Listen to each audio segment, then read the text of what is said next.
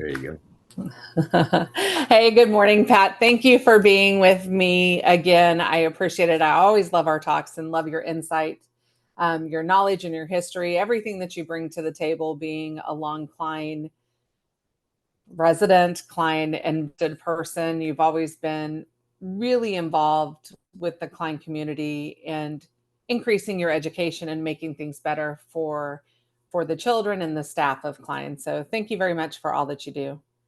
go. Oh, appreciate that, Natalie. Yeah. And just So for full transparency, I'm not a resident of Klein. I live in Tomball. live in But I used Tomball, to live in Klein. Many years ago, I lived in Klein. lived in Klein. You tell us a little bit, give us your quick resume. So I know because you're so invested. As soon as I said that, I was like, oh no, dang it. But you were in Klein. What's your resume within Klein in the Klein district? Well, I came to work for Klein in the school year of 88, 89, and I was an AP at Hildebrandt for 1 year. And then I came over to Klein High as an AP, worked for Jim Laminack. And in 96, I got the opportunity to become the principal at Kleb Intermediate, which is, of course, a middle school. Um, I was there 6 years and then got the great opportunity to move over to Klein High as their new principal. And I worked there until 2007 when I retired. Then I did a crazy thing, went back to school and got a PhD. I wanted to teach at the college level, and I did. Taught at University of St. Thomas in the graduate school and taught what we call the practicum, which used to be called the internship. And these are teachers that are training to be administrators. And we help work them through the program, help them with their test, get certified, and then hopefully get a job as an AP somewhere.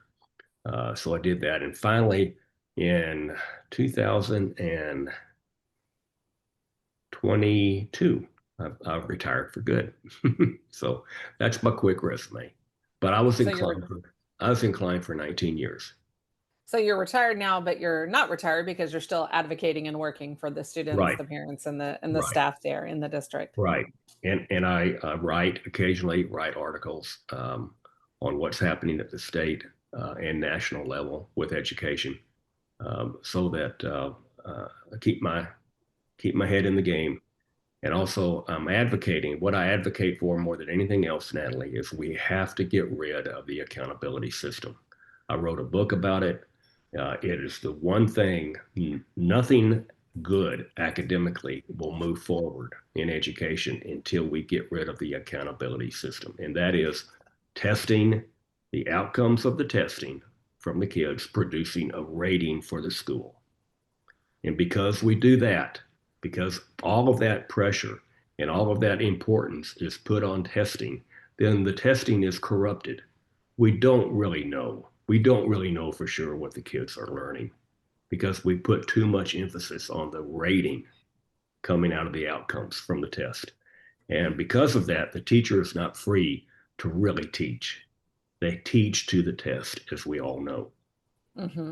And so there's all this buzz. They're getting rid of the test. They're improving. They're like, what's all that about? Well, And that's this is state level. This is yeah, state level that's discussion here. great. This isn't down on Klein level, which we'll get to. So what's going on with the testing? Because it's all good news, right? No, it's not. Instead of one test, the kids are going to be taking three.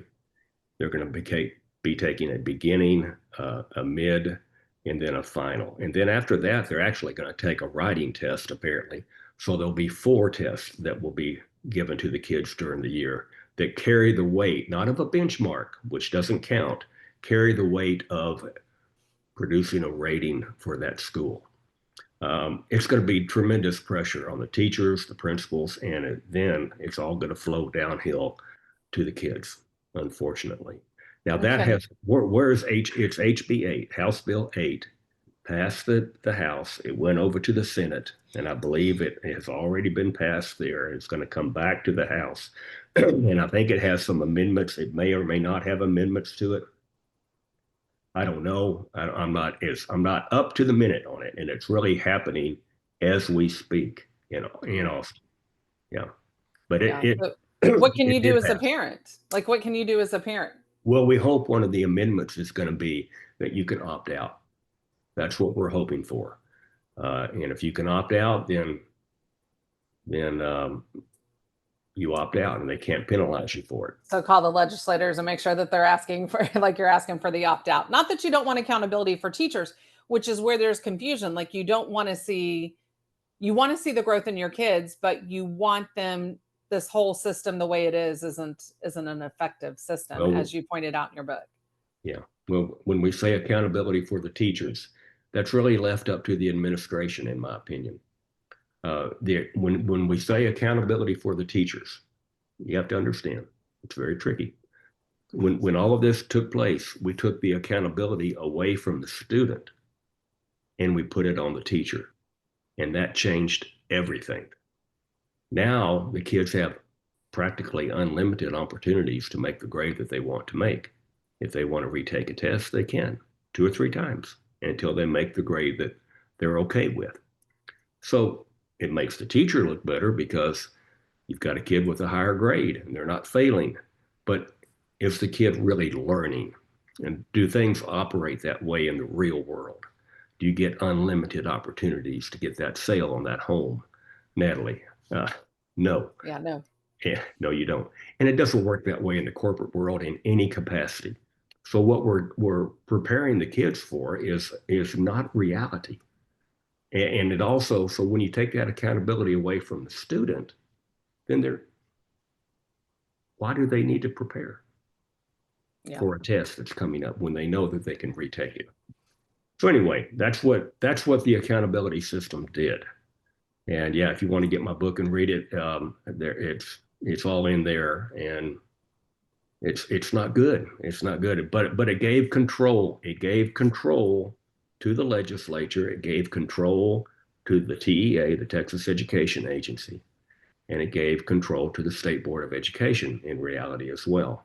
So all those three entities, TEA, the legislature, and the state board, they all work together to keep that system moving forward. Even though, Give the name. go ahead. Give the name of your book again so that somebody, if they are interested, they can get it. Sure. It's The Takeover of Public Education in America. If you like, if you give me the ability to share, I can put the book up. Yeah, you can share. Okay, let me see here. I'm pretty sure you can. Sharing is not turned on. Sharing is caring. Okay, just made you co-host. Okay, there we go. Okay.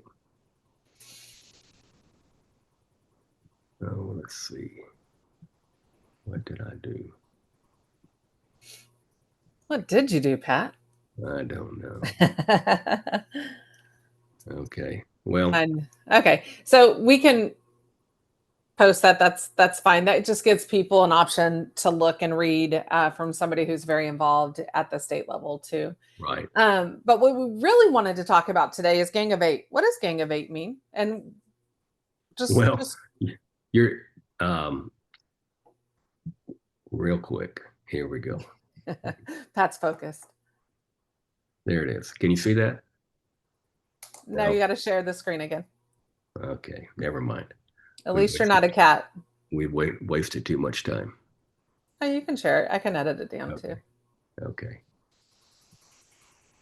There we go. There's the book. Can you see that? Yep. Takeover Public Education in America, the agenda to control information and knowledge through the accountable system. Yeah. So you see the beauty of that title is that it zeroes in on the subtitle, the agenda. This is an agenda. Public education is an agenda, and it's moving forward. And there is an end game in mind. What that end game is anybody's guess because it continues to evolve. And so you have to understand the game. The game is right now, it appears to be total control of what the student learns and doesn't learn. So, Natalie, when you were in school, you probably had some great teachers that added information, that maybe was in their repertoire of knowledge, and they had the ability to share with you and you gained from it. But that doesn't exist right now because you have to teach to the test, because so much is riding on it. So much of that rating is important to not just the school and the principal, but also to the teacher, because they're evaluated on their outcomes, on their student outcomes. And so it limits what the kids can know and learn from a very qualified teacher. So we have to give authority back to the teacher, the classroom back to the teacher, and get rid of the test so that the kids can get the full value of a learned teacher. That's what it's all about. All right, let's get off of that and talk about the team of 8 that you call the gang of 8. Gang of 8. That's what it feels like. Yeah. So where do you want to go? So what does that even mean? What is the team of 8? All right. The team of 8 is a TASB creation, Texas Association of School Boards. This is an association. It's actually a lobbying group that our tax money pays for, and it's part of the control mechanism. TASB was created way back, early 50s, late 40s, and they have kind of been behind the scenes guiding and helping with the training of school boards. Because let's face it, if you become a school board member, you're coming in with kind of a blank slate. You may have an idea of different things that go on. You may have read policies from the school board that are public information.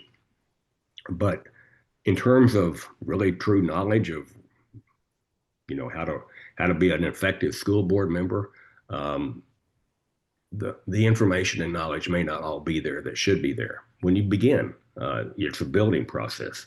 Well, part of the organization that helps with the training of that is TASB, Texas Association of School Boards.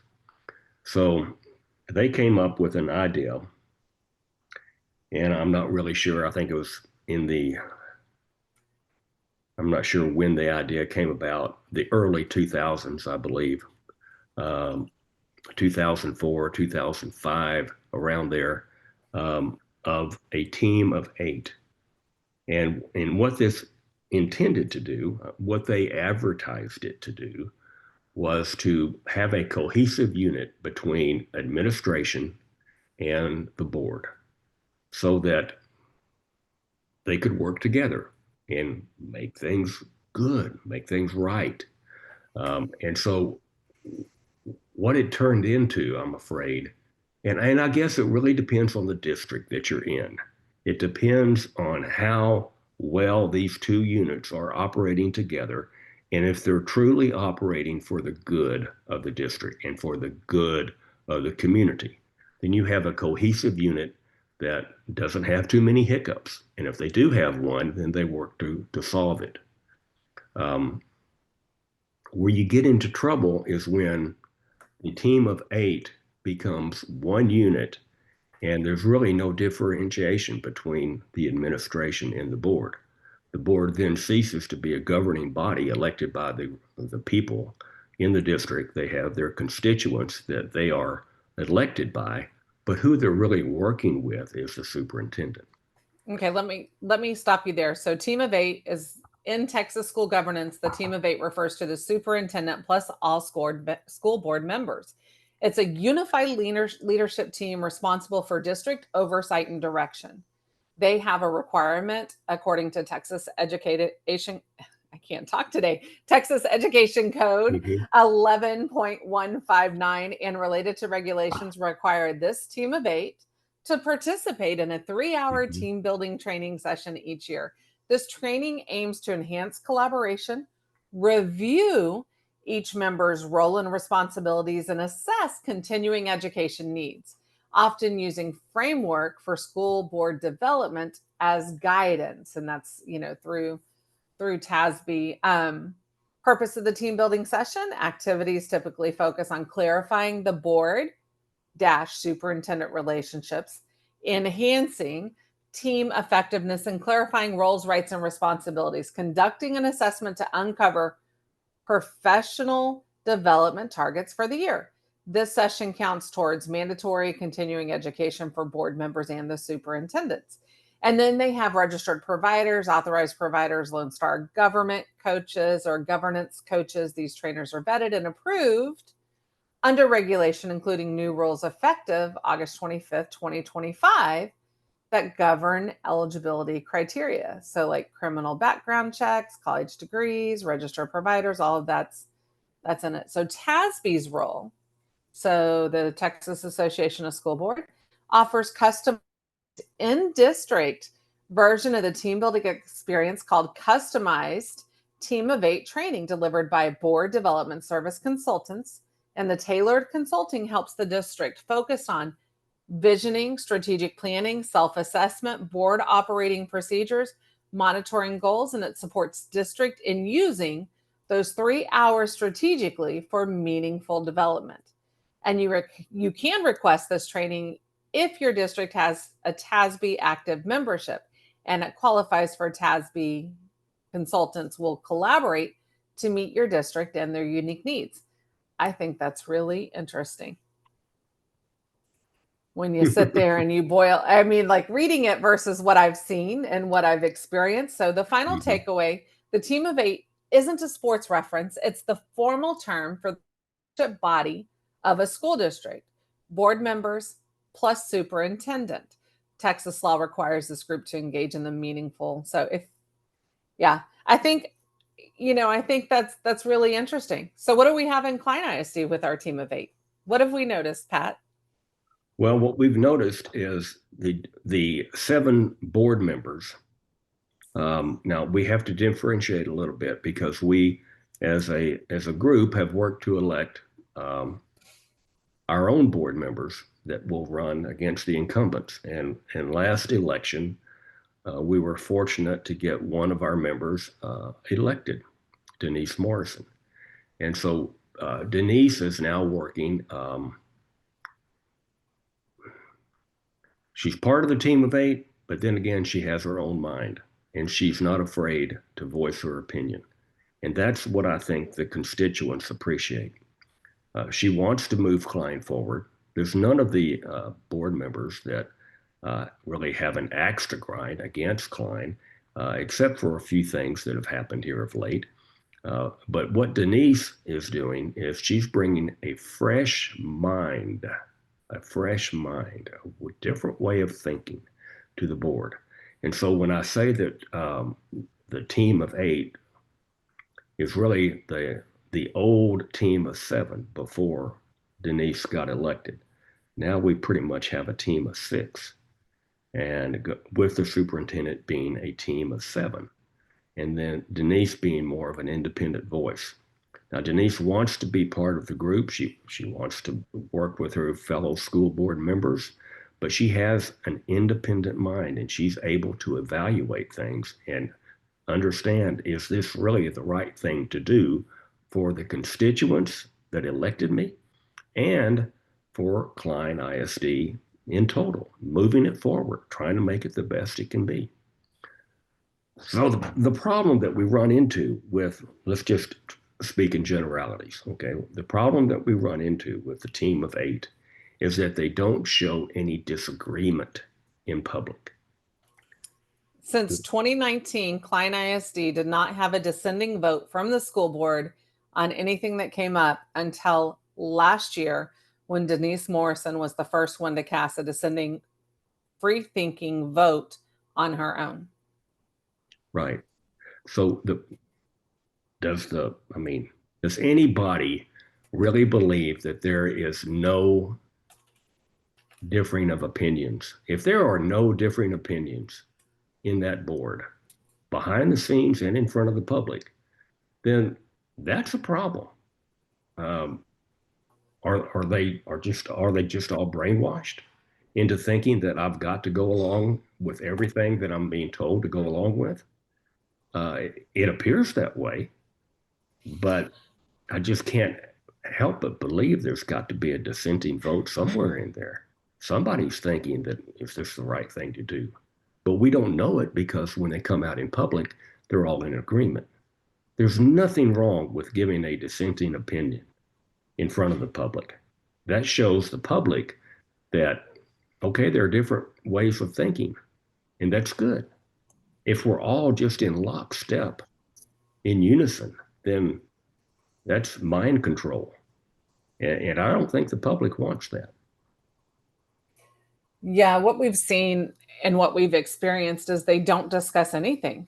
There's no conversation, and they go behind closed doors during the board meetings and say they're discussing private matters such as HR or land purchases, which you don't want the public to know that you're going to go down to the corner of A and B Street and buy this lot because somebody will buy it and they know you've already got it targeted and everything. So, and you don't want HR stuff necessarily being discussed out in the public. That's a private matter. However, there's no discussion, there's no dissent, there's no conversation, there's no, which is if you go into the meetings, Public Meetings Act and what all of that is, they are skirting the rules under the guise. You will see when people get up to speak to, this isn't just the board, this is the staff of Klein ISD.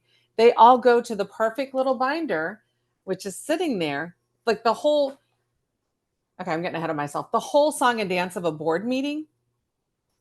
If you have a comment, public comment, you're brought in very, very early. They call you beforehand to discuss. You have to get it in before 9 or 10, whatever. I think the cutoff's 9 a.m. You have to get it in before 9 a.m. They call you to see what you're going to discuss and try and deter you. If it's a negative thing, they'll even have the attorney call you to deter you from speaking, whatever the situation may be. And then you could have already emailed everybody on the board. They won't respond to you except Denise. And then you come up, you speak for 2 minutes. You can't say anybody's names. You can't say any identifying marker. Somebody might get their feelings hurt. So you talk, you get your 2 minutes. They cut off the mic. I think, Pat, you even had the mic cut off on you, or you were told you couldn't speak the other day. I don't know what all happened there. Not exactly. I was told I couldn't give my handouts to the board members until after they had gone into closed session. So they didn't get to see what I was talking about until they went into closed session. And then I don't know how many looked at it or not. But you bring up an interesting point. That should not have happened. And that was initiated by the school attorney, Ellen Spalding, who sits at the right hand of the president of the school board, which is not an appropriate place to sit. So it's the team of 9. Yeah, it's the team of 9, actually.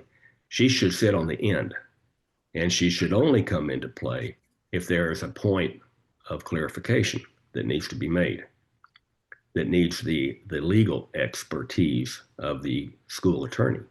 That's the proper role and the proper place to sit.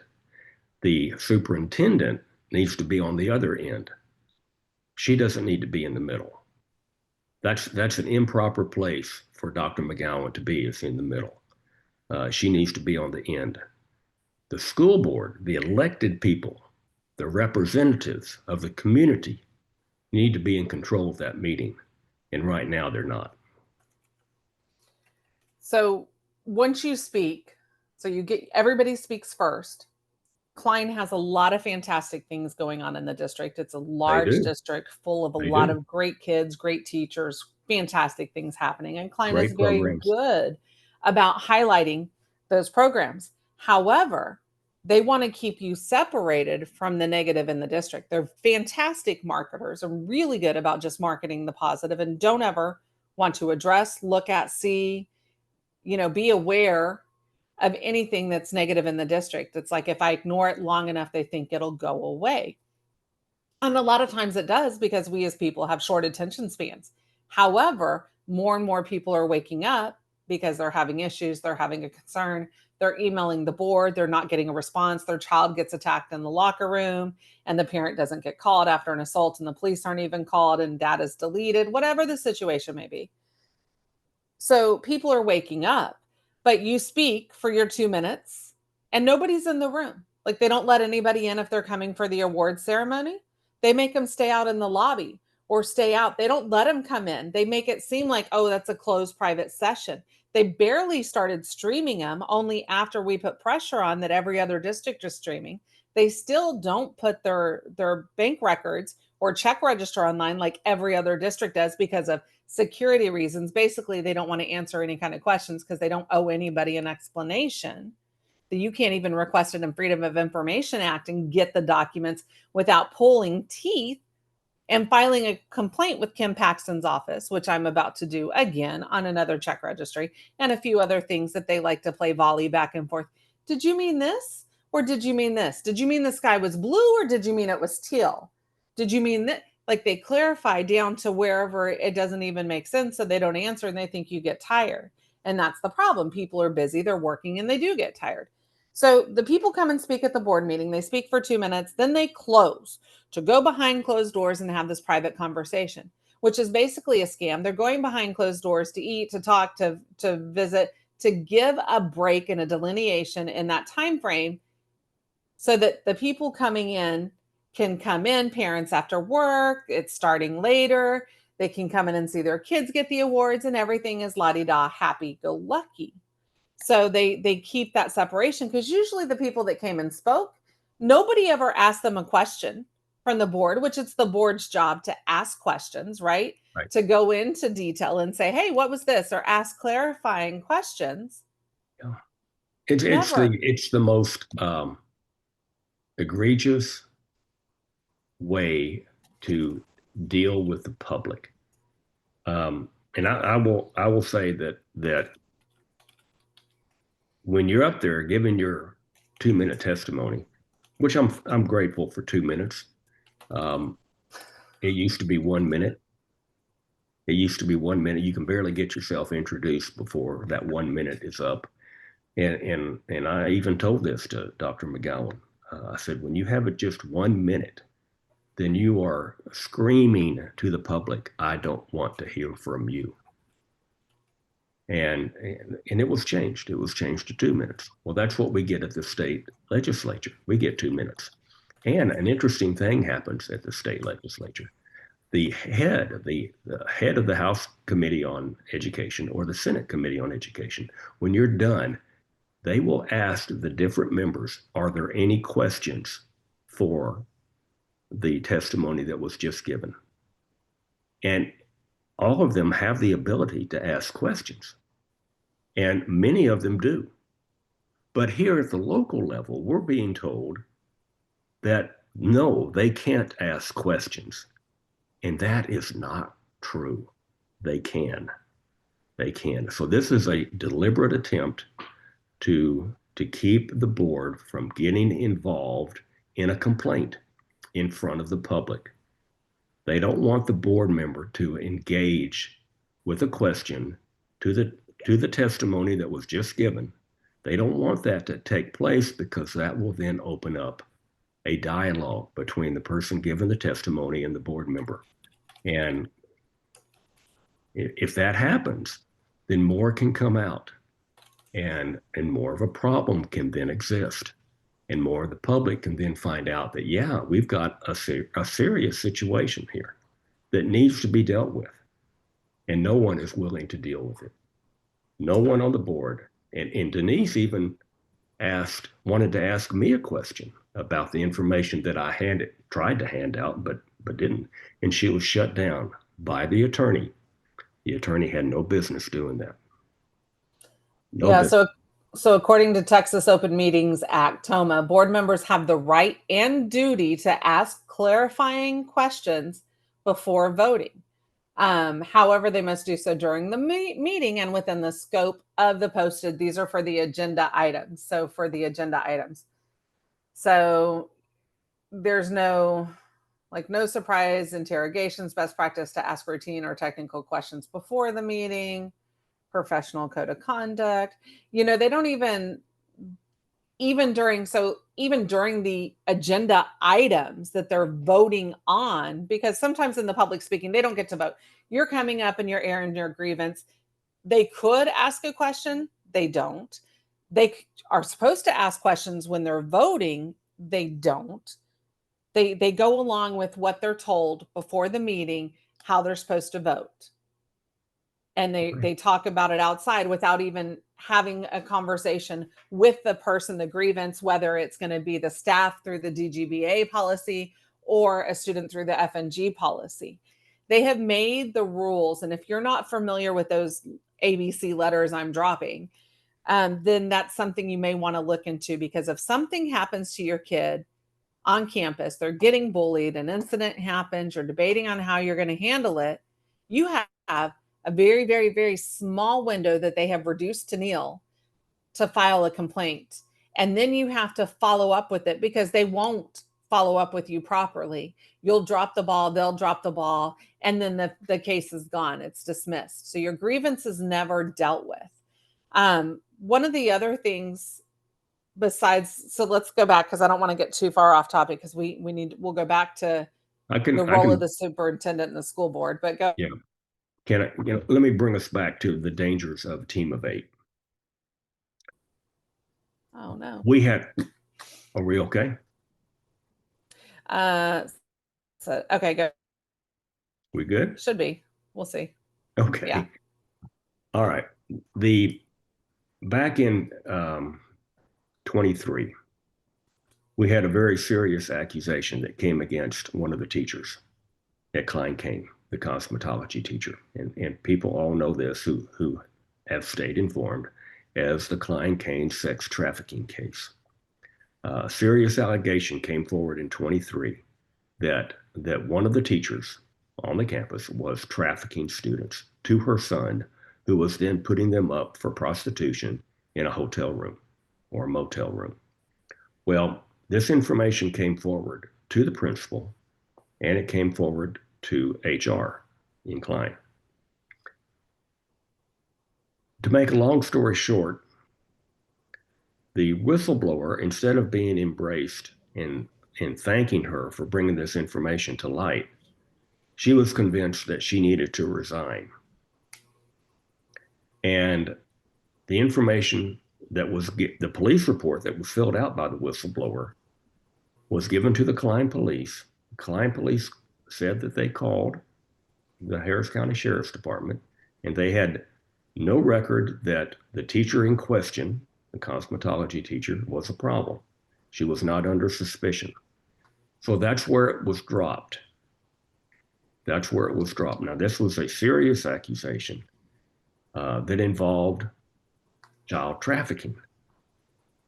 I mean, we can't imagine anything more horrible than that, except possibly the death of a child. So we have a serious accusation that has come forward, and HR is involved.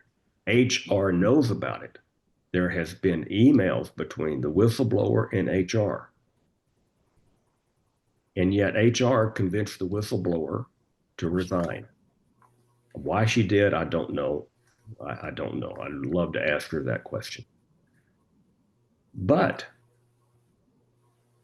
heretofore, HR had been operating in a manner of putting teachers on administrative leave for accusations that come against a teacher from a parent or from a student. They would put the teacher on administrative leave and then conduct their own investigation.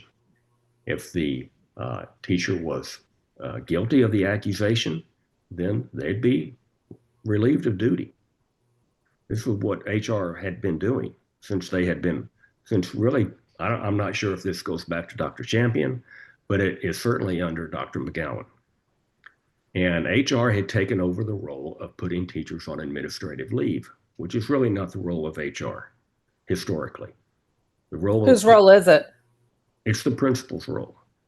The principal puts the teacher on administrative leave when the evidence shows that they need to be gone until they don't need to be on campus for the protection of the students. They need to be gone off campus with leave, with pay, until the investigation is done.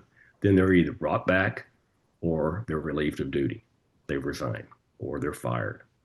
Now, this had been going on. HR had been conducting this. HR had been putting teachers on administrative leave for any number of things. But with Grigsby, the cosmetology teacher, who the accusation had come against, they did not put her on leave. And yet they had HR involved.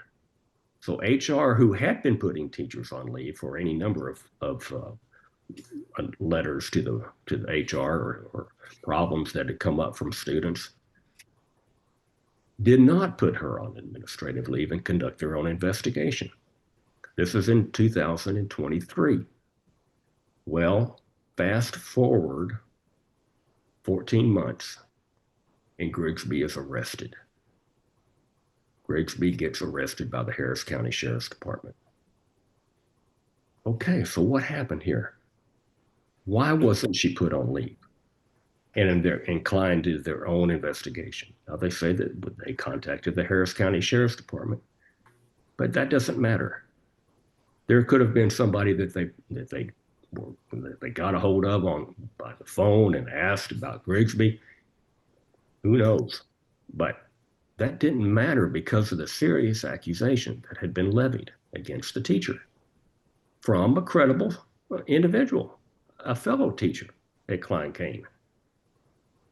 Well, nothing happened. Nothing happened that entire year and 2 months until Grigsby got arrested.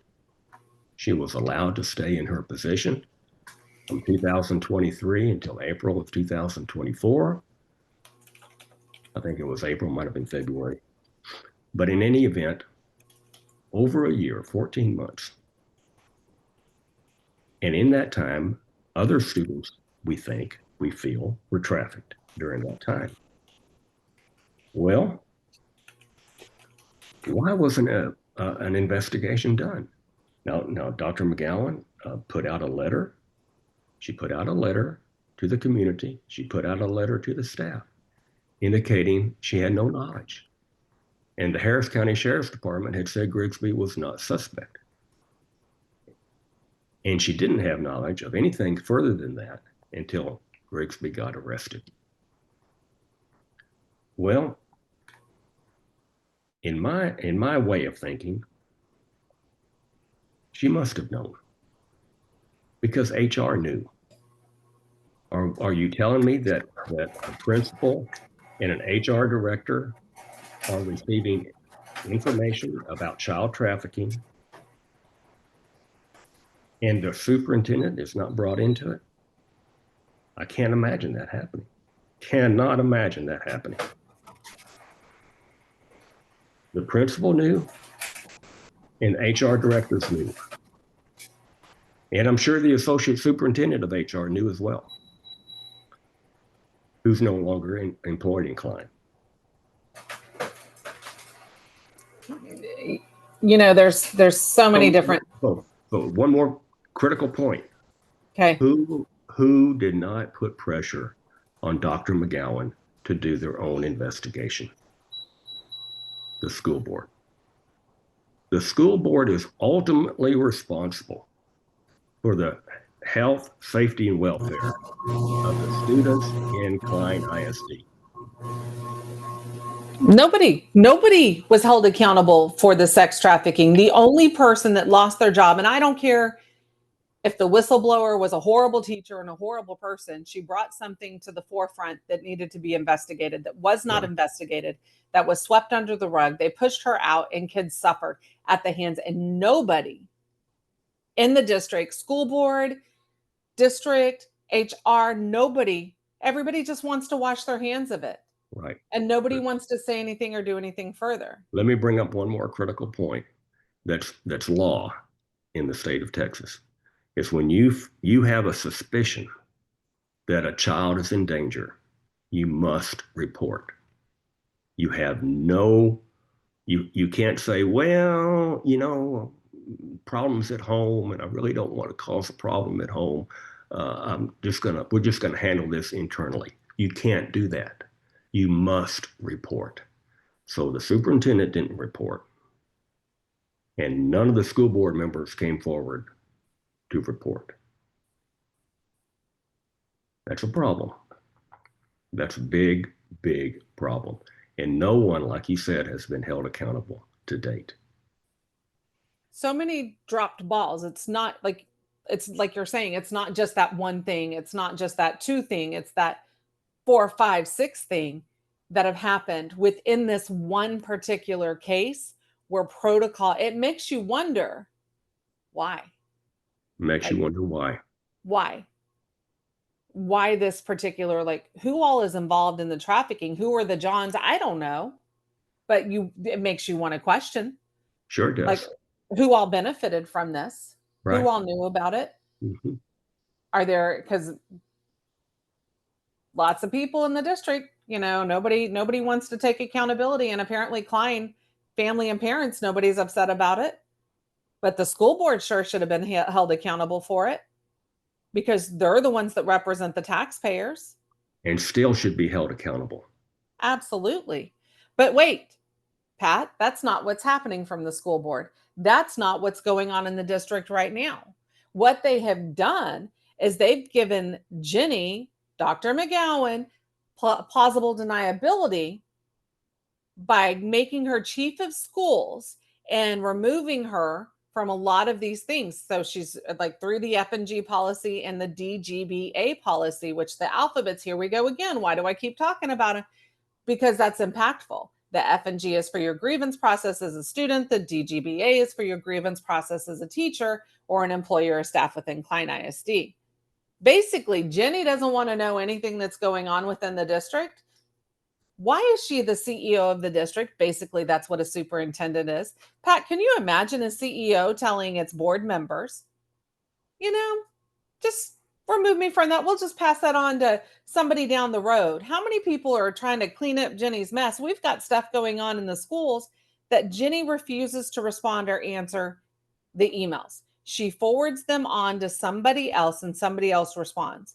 When, if this was going on in my house, I would want to know and I'd want to handle it. Now, for her being such a control freak, she sure doesn't like dealing with any kind of confrontation or anything that has to have a tough conversation or have any kind of accountability or responsibility to it. It's like she wants to be best friends with everybody, but not be the adult in the situation and the adult in the room as the CEO and superintendent. And flat out, it is negligent to the taxpayers, it's negligence to the school district, and it's negligent to the students. She is doing a disservice to everybody in Klein ISD for not taking her role seriously as the CEO of Klein ISD and pushing off people's true valid concerns to everybody else. Jenny, wake up, answer the phone, answer the email. It is time to take your district back and have some responsibility for it instead of passing it off for the people low down on the pole.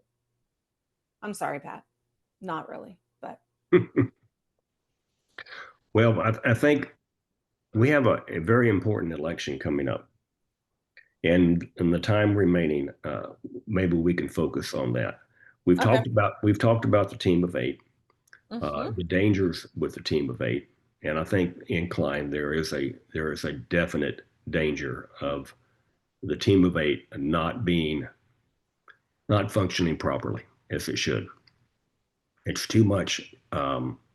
It's too much run through the superintendent, and the board is not holding the superintendent accountable.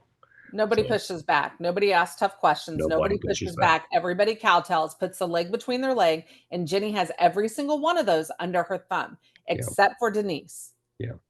So let's move on. We've got an important election coming up. We've got two incumbents that are up for election again, Rob Ellis and Kathy Arlano. And they have been board members for some time, especially Miss Arlano. She's been on the board for quite some time. And she's unfortunately going to be running unopposed. But Rob Ellis has a challenger from Justin Woolridge. And Justin goes by the nickname Bumpy, is a formidable opponent and will bring a lot to the table. So we're looking forward to the campaign for him. And then we have an open seat that was vacated by Mr. Todd when he left the board. It's been temporarily filled by Georgianne Reitmeyer, but she is not running for reelection, not running for election in the open seat. So it has fallen to people who want to register to vote, to run in that position. And there is a candidate that we are supporting. His name is Jack Velasquez. and he's going to be running in that open seat. We don't know exactly who. I think Dustin Krieger may be running. Dustin is a board member from the past. He was on the board during that time when we had the sex trafficking case. He got defeated by Denise, and that was the person that she defeated. And so he's been off the board for a year, and now he's running in the open seat. I think he's turned in his application again. But Jack is a Hispanic. I think that's important. The district is now 47 point something percent Hispanic. In other words, it's majority Hispanic. And guess what? We have never had an Hispanic on the board at Klein. Now, to me, that's significant. Now, do we need to elect Jack simply because he's Hispanic? No, but he's very qualified. He's been in the district for a long, long time. And so we will be supporting Jack in this open position. And I think if the Hispanic community in Klein wanted to get representation on the board, then they would look to Jack.